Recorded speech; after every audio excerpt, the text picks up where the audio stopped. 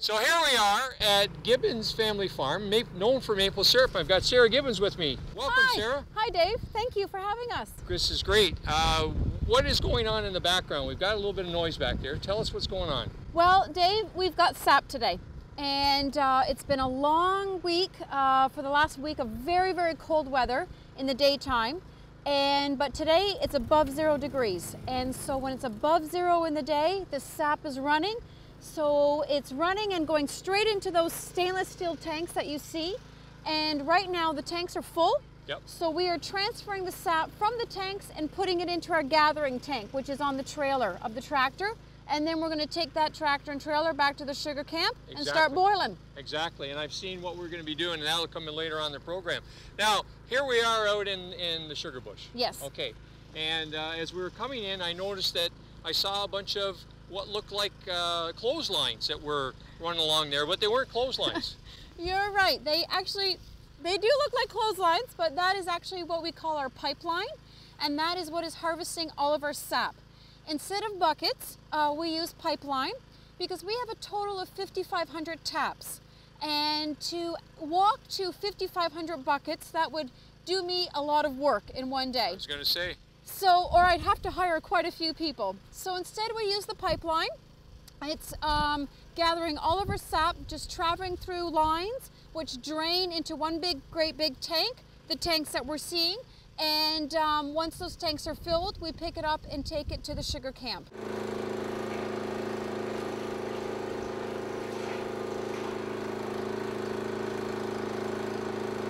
This isn't the real stuff. There should be a little sweetness to it. Just a bit. And this is actually the pipe through which the sap flows. Yes, it is. This one actually right at our heads is what we call the lateral line. And it's the line that's joining trees to trees to trees together. Going to the black line, that is called the main line. And that main line is running down the center of the bush. And then the lateral lines that are joining all the trees together are going to the main line. Excellent. So it's like a great big spider. Yep. Pretend I'm the body of a spider. Yep. And then all my legs and arms Yep. are the lateral lines on the main line. Excellent. And then at each tree, you've got a drop line, which is a small section of pipeline with the spile attached to it.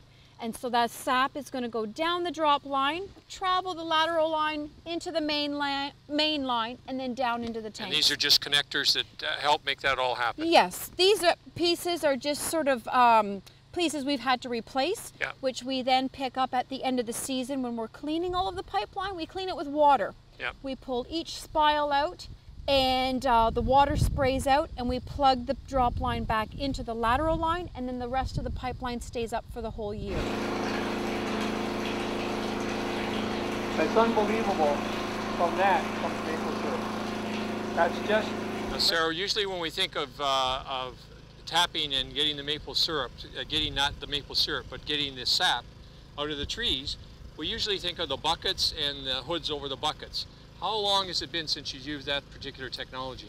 Well, when we were dairy farmers, we used buckets of anywhere between 600 to 800 buckets when we boiled. 1995 was when the first year my father began his hobby of making maple syrup every year. Well, the hobby has become a business, and in 1995 he had a few buckets and just a tiny little bit of pipeline as he was experimenting, just sort of learning what pipeline was all about. And then as the years progressed, he gradually added more pipeline and removed the buckets. And so now we're just completely all pipeline with a very small portion of buckets, which we'll see later today. And I know back where you're going to do the evaporation, that you've got a little museum back there, and you can show us a little bit of what's gone on before. Now, I've always been under the impression that to tap a maple tree, you have to have a big tree, but I didn't see a whole lot of big trees there. No, this bush actually here is fairly young, and the other bush which we have, which is a kilometer east of our sugar camp, is much older, so you would see much larger trees there. But you would like your tree to be at least 10 inches in diameter. circumference. Yeah, we'll double check whatever that stat. I know all the mathematicians out there are going crazy. Your tree is about 70 to 80 years of age. Yeah. So definitely not a stick, but at least once your tree is about that size, that's when we can start tapping it. Yeah. And we had a chat as we drove in the tractor. If you can see in the background, we had a drive down a bumpy road that Sarah tells me was very much underwater a couple of weeks ago. Oh, the first part of March this year was unbelievable with all the rain that we had. The trail that we were on today, that we didn't even see the trail. It was all water and snow and ice chunks. So today is a beautiful day. It's sunny. We've gathered a lot of sap in the rain this year. Today is you must have brought the sunshine because it's a beautiful day. The trail is dry and I don't have rubber boots on. I've got work boots on today. This is good. Well, we're dressed for it, and I know that our cameraman and our producer, Dale, one of the things that we kept on looking back to make sure he's still on the tractor, he was, and here we are filming. So we're going to finish up with this particular process and then tell us what's next. Well, once this trailer load is full, we've got to take it back to the sugar camp and transfer it into the storage tanks that are right beside the sugar house. From there, it's going to be filtered through a sap filter and then put into a holding tank waiting to come into the evaporator. And once we get back to that sugar camp, the fire's going to be lit and Bill and Wayne will be showing us what they're doing. Now this is so cool. If you're a Canadian, this has got to be like the ultimate. Here you are in the sugar bush with a beautiful young woman and they got the sap flowing. I mean, what else could you ask for? So let's look for the next step in the process.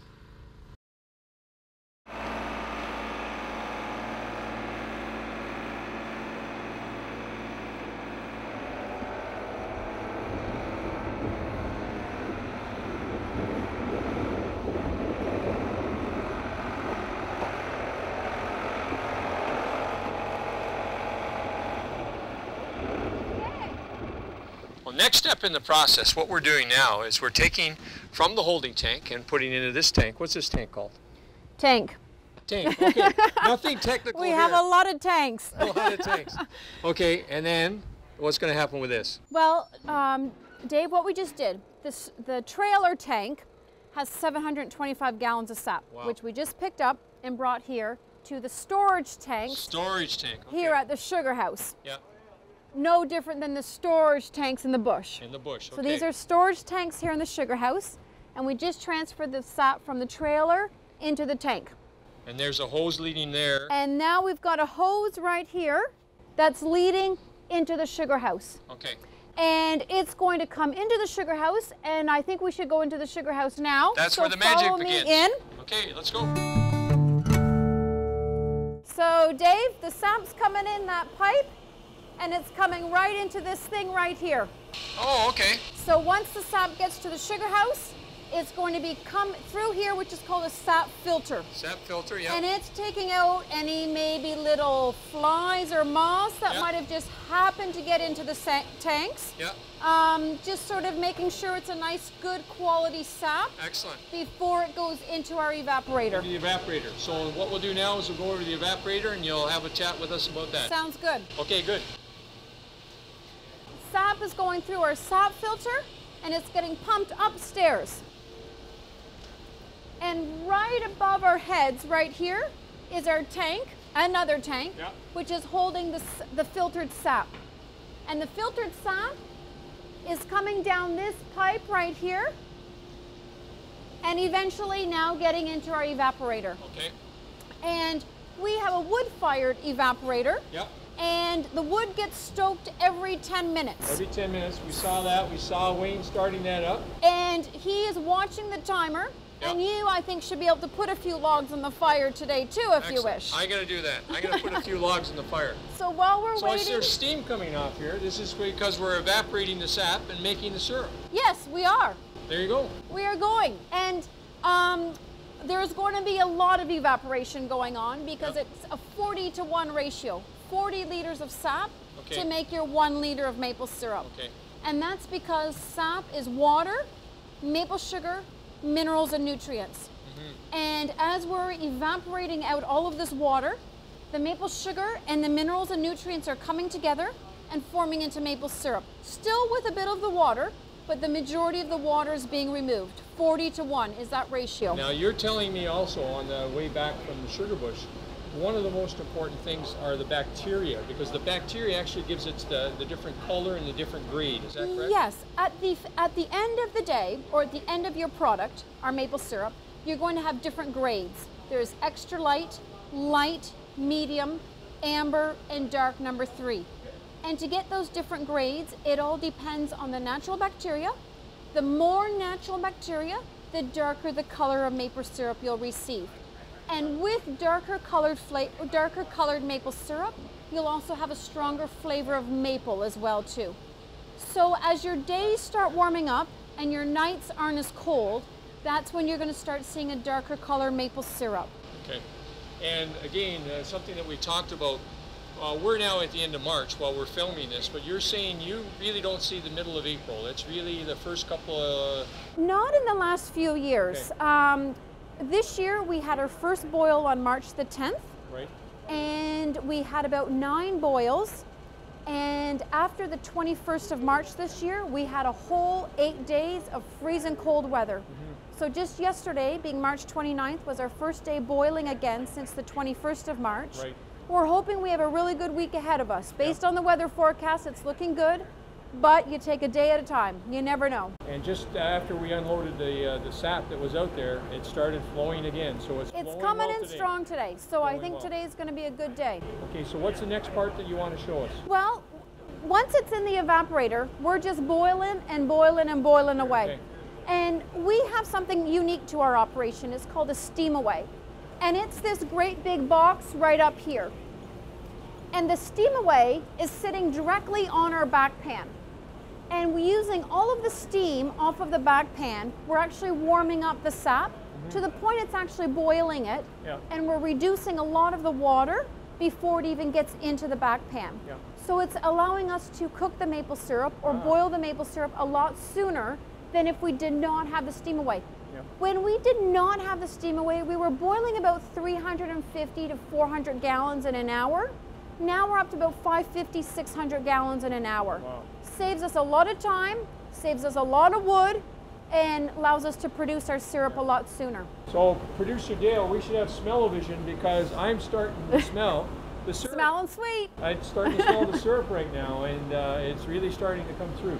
So once it gets into our back pan, it's going to just boil and move into our front pan, which is where we're standing at. Okay. And Dave, if you want to take this ladle right here, okay, and let's dip it into the liquid, and we're starting to see a change in there color. It is. Yep, there it is. When we were back at the sugar bush, we noticed it very much was a clear, watery looking color, right? Yeah. Well, now that a lot of that water is getting removed, we're starting to see that brown, beige color.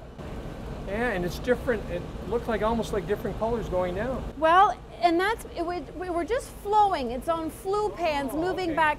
And as it's getting closer and closer to our finishing pan, just on the other side here, it is getting more and more like maple syrup. Okay. Because as we move over here to our finishing pan, 99% of all of our boiling is done over the wood fire. Okay. But then we bring the last bit over through the pipe and bring it onto our finishing pan. Okay. And our finishing pan Look at that. is on oil. Yep. And this is so we can control the heat. Yep. If it gets too hot in here, we shut her down. Yep. And that's a lot harder to do in the wood furnace. Yep. So now in our finishing pan, Oh, look at that. Yep. getting much darker. Yep. And almost maple syrup. Yep.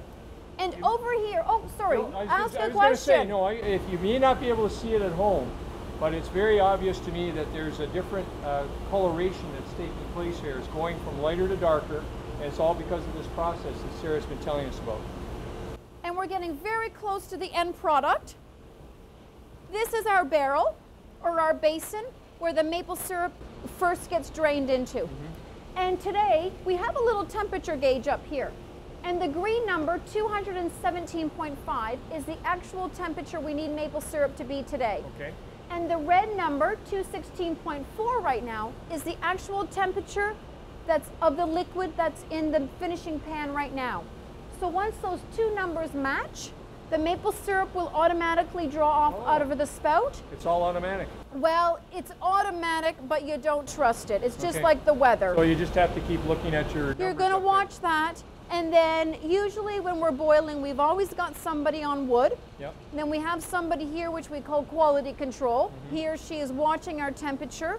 And we also have to check for the sugar content. Right. Maple syrup has to be 66 bricks, or 66% maple sugar, to legally be called maple syrup. Okay. So we're going to use a tool called a hydrotherm to measure the sugar content. Excellent. And when I say we, I usually leave that up to Bill, my dad. Yep. And once we have the sugar content accurate, the temperature accurate, we're going to send the maple syrup through a filter. So just like our sap got filtered at the beginning, and now our syrup gets filtered at the end. Okay. And it's removing what's called sugar sand. Very much a mineral deposit left over from the minerals in your sap. Because everything's natural. It's all natural, total natural resource. And if we had an extra person available around the day that we're boiling, we will connect this pipe to our copper pipe here on the ceiling and send it into the bottling room. Okay, into the bottling room, yeah, where we've been before. So we can go in the bottling room for sure. Let's do that. And if we do not have time to bottle that day, then we just put it straight into our stainless steel drums. Yep. And we'll package the maple syrup at a different time throughout the year. Yep. Now, explain back here, because this is where the hot water and the steam's coming from. Look at this water. This is all thanks to our steam away. This flow of water, Dave, that's what's getting removed off of our sap by using the steam off of our back pan. So our preheater is removing this much water for us before the sap gets into the back pan. So it's perfectly good water. Yeah. Unfortunately, I don't have the time to bottle it up, but we are able to use it to do a lot of our cleaning of our equipment that we use day after day. So this is a real lifesaver. Okay, well, let's go and have a look at how the bottling process is. Okay, let's go in the bottling room.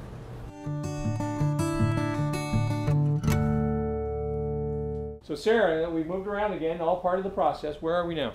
We have moved into the bottling room. Great. And remember at the barrel where at the finishing pan and our tank was filled with maple syrup? Well, we've got a sample of it. There you go. Okay. So we put a bit of maple syrup into a little sample jar. Excellent. And we need to find out what grade of maple syrup we're making today. Okay. So this is a grade kit. And this grade kit is used by all maple syrup producers in Canada. Okay. And what we have is we have 4 different colors, which you can see, 4 different grades. Extra light, light, medium, and amber. Okay. And so that natural bacteria is going to give you those different colors. Exactly. And there's actually a 5th grade called dark number 3, which is darker than amber. They don't even put it in the grade kit. So we've got our sample. Let's put it into the grade kit and see what we've made. I'm thinking it's in between these two, but it's going towards this one. Great. So if your sample is darker than the color on your right, you move to the next jar. And if it's the same color or less, then that's what you've made. Okay, good. So I think we have made a grade of maple syrup that is a little lighter than this jar. So we made a medium maple syrup today. So that's what we're making right now. Excellent. And we do that every time we have a batch. We fill this jar up and see what we've made, because the sap can change throughout the day too.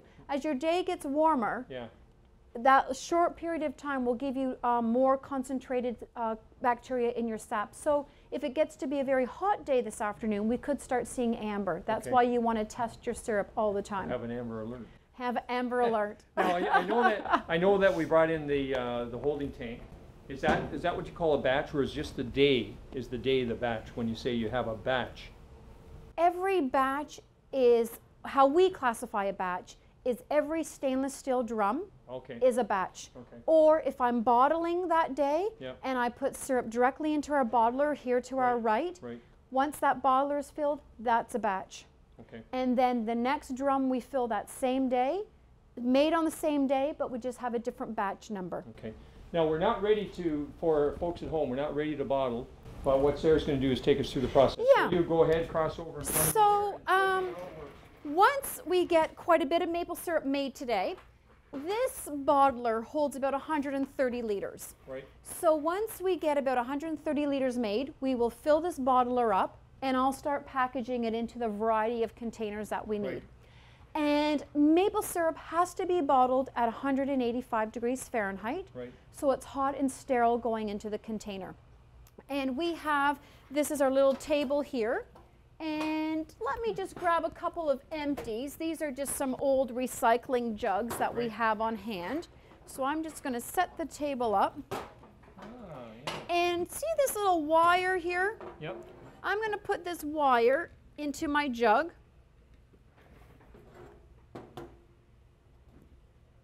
And then after hitting the start button, the maple syrup would be falling into the jug. Okay. Once the maple syrup hits my little wire, it shuts it off automatically. So if you and I were chit-chatting and I wasn't paying attention, I could not worry about it spilling over. And it's really helpful, particularly when we're using plastic containers or when we're using tin containers and I can't see how much maple syrup is going into them. The little wires have been a huge help for us. Excellent. And so once the container's filled, I'm going to put a lid on it. Right. Tilt it on its side for about 10 to 15 seconds, just so the heat sterilizes the lid as well too. And then I'll just let it cool. One of the things we talked about before is that this is warm. It's starting to warm up now, but this is warm. And the whole idea, it's almost like a pasteurization, isn't it? Very similar, very similar. So once the maple syrup has been packaged accordingly, meaning to 185 degrees Fahrenheit, this container of maple syrup can sit on the shelf for as long as you want it to sit there. Wow. Once you open it, then you need to refrigerate it. You can also put it in the freezer. Do you think it's going to freeze solid? I don't know, but we do put it in the freezer. I don't know what it does. It does not freeze solid because you've got 66% or 66 bricks maple sugar. Yeah, that's it'll get slushy, like it'll thicken for sure, but still pourable. That's my wife's business, but I don't really That's her department. All I know is it comes out of the freezer and we use it on our pancakes. And you enjoy it. Yeah, and we get it every spring just like you guys are doing now. What an operation. And Dave, yesterday, because we had no sap until late in the day, in the morning I needed to get some maple syrup put into these cans. These are our 540 ml cans. I sell a lot of these when I'm doing mail orders. And I have a very good customer in Japan, and he likes maple syrup in our cans like this because it's very easy to ship. So yesterday I was preparing a lot of the syrup into the cans, and before I can put the can in the mail or put it into our store, I have to give you 4 pieces of information. I have to first tell you what it is. Pretty obvious. Pure maple syrup. I also have to tell you how much is in the container, and this is 540 mils. The other 2 pieces of information that are very important when you're a consumer is look to see where it's produced and or packaged. And so here it's produced and packaged at Gibbons Family Farm. But when you're in a specialty shop or a grocery store or maybe at the airport as you're picking up a last-minute gift, you want to read where it's produced or packaged. And if it's a family name, you know it's come from a local producer in that area. Or if it says, you know, packaged by Loblaws, it is, of course, still maple syrup, but they would have bought maple syrup from a variety of maple syrup producers in the area. Done a mixture. Put all the maple syrup in a drum, and it would be a blend of, you know, 5 or 6 different producers. So then you get the different grades. Mixed together. Yes. Well, they might still buy medium from a whole bunch of producers, but it's maple syrup from a variety of maple sugar bushes instead of just one. And then last but not least, you have to tell them tell your consumer what your grade of maple syrup is. So it's medium that's in these cans today. So now I will be boxing these up for Japan, actually. I just received an order this morning over the internet. And some of these will be going into our store as well, too. Excellent, excellent.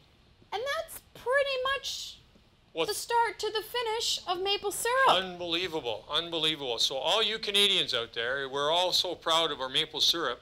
Now you know the goods. I want you to keep playing this over and over again and telling your children and grandchildren about how it all works. Thank you so much for your time. We appreciate it. I'm glad you came out, but before you leave, I need you to throw a log on the fire for us. Oh, we got to do that. Okay, let's do that. Let's go and do that.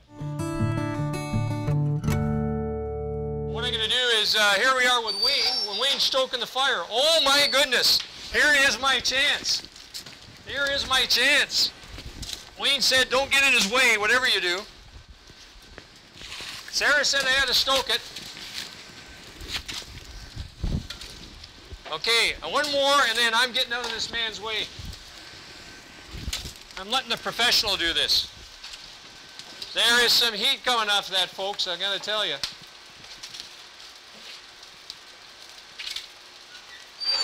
So all you got wooden stoves at home, take a look at that. That was some wood stove that we just put that into. All part of the process here at Gibbons Family Farm. So here we are with Bill Gibbons. Bill's the patriarch of Gibbons Family Farm, and Bill, we've had a great tour with Sarah, an excellent tour. She's told us all about the process, but the thing I'm really interested in is, she said that was a hobby for you, now it's a business. When did that all come about? Well, I guess I first started making maple syrup in the early 70s, not a very big scale.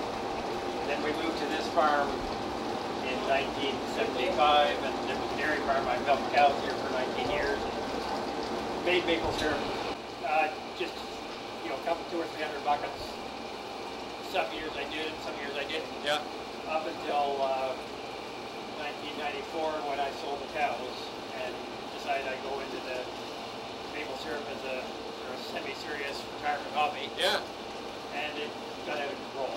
Yeah. And so now it became full-time for me, and then became full-time for Sarah and part-time for me. And we're up over 5,000 taps. And 5,000 taps, yeah. Making a business of it. So what exactly do you produce in a good season? We'll produce close to a liter for every tap. Wow. So we'll be over 5,000 liters. Over 5,000 liters, unbelievable. Yeah. And we've talked all about the, you know, the export business and so forth, but you told me, and tell us on camera about Ontario. Ontario only produces 4% of maple syrup? I'm not sure exact, but it's somewhere in that. Yeah. Quebec produces something like 75% of the world production. Yeah. And Ontario, about 4, and then there's a bit in Nova Scotia and New Brunswick. Yeah. I think New Brunswick just recently got to produce more than Ontario. They've expanded. And then New York, Vermont, New Hampshire, yeah, and a little bit in Massachusetts, Ohio. And there's a science to this. Like this really started out as being something that people did back in the old days, saying, I'd like to know who the first person was. What Bill's doing, he's looking up. Okay. He's going to get a sample.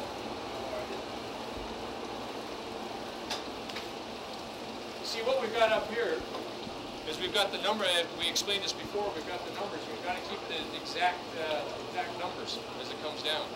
So talking about, this is all part of the whole idea of the science that's involved. And I know that you're members of different organizations, and that you do some studies and you go to workshops and seminars? Yeah, we're members of the Ontario Maple Syrup Producers Association, and they provide quite a bit of educational information, and there's a summer tour every year to go around and see other maple syrup producers. Excellent. And see what they're doing, and I also go down there. There's a big one that is in New York in January. Yep. I think this year there were 700 or 800 maple syrup producers at, so I went down there and learned some new stuff there. Excellent, excellent. Now, we know that you've got the store here, and we're going to go in and visit the store in a couple of minutes, but we also know that you help out with pancake breakfast. Can you tell us about that?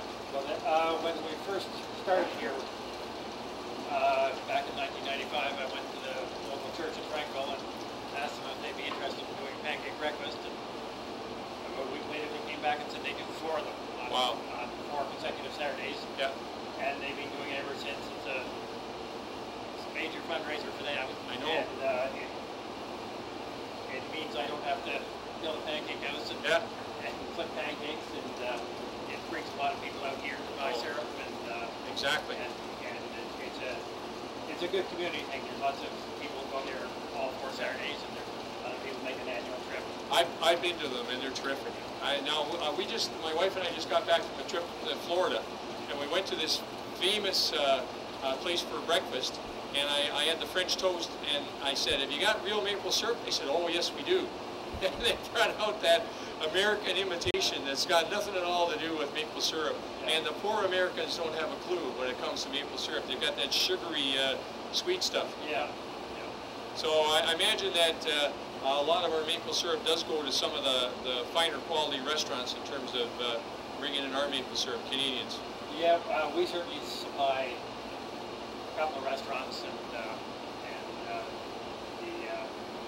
the better ones will have your maple syrup. Yeah. Excellent.